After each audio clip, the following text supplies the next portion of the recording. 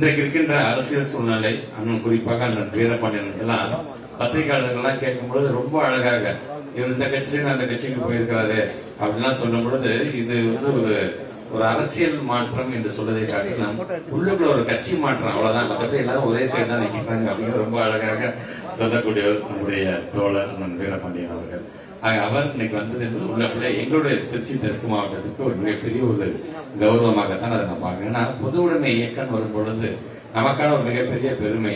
முத்தமிழர் கலைஞர் சொன்ன மாதிரிதான், பெரியாரை அண்ணாவை நான் பார்க்காமல் இருந்தேன் என்று சொன்னா நானும் ஒரு கம்யூனிஸ்ட்காரனாகத்தான் இருந்திருப்பேன்.